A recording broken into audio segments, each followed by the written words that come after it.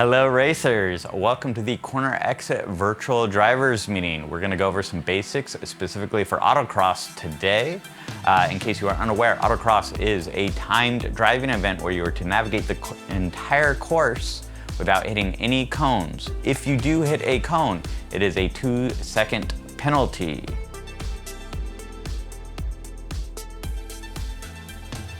The most basic safety requirement for Autocross is making sure that you are wearing a helmet when participating. As you pull up to the start line, make sure your helmet is on and your chin strap is secure. Same thing goes for any passengers that you may have. On a side note, only human passengers of age are allowed. Check the website for what the age requirements are. But that does mean no dogs, no cats with helmets. We have seen it before.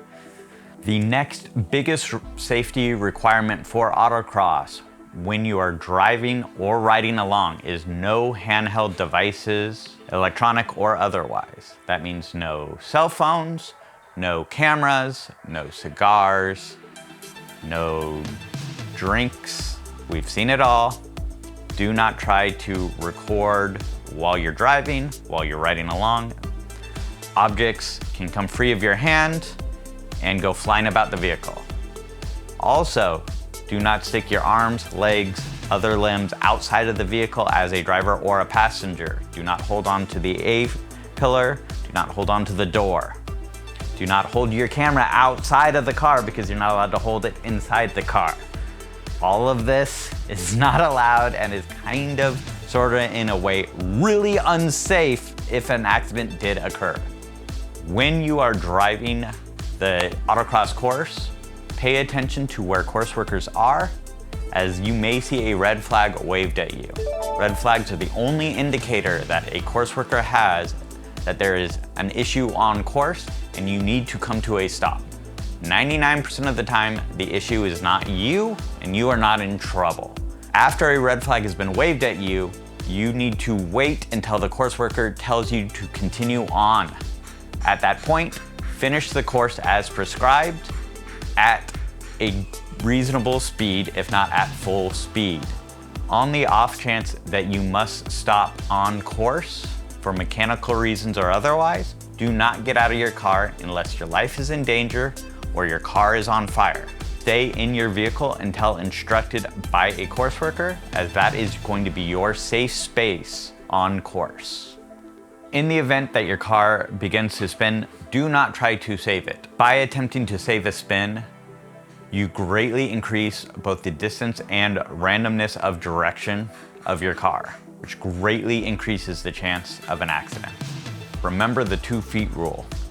That means putting 2 feet in either on your clutch and your brake, or if you have an automatic, both on that brake pedal to come to a complete stop as quickly as possible. When you have come to a complete stop from your spin, gather your bearings, look to a course worker to make sure it is safe to continue on the course as prescribed and finish.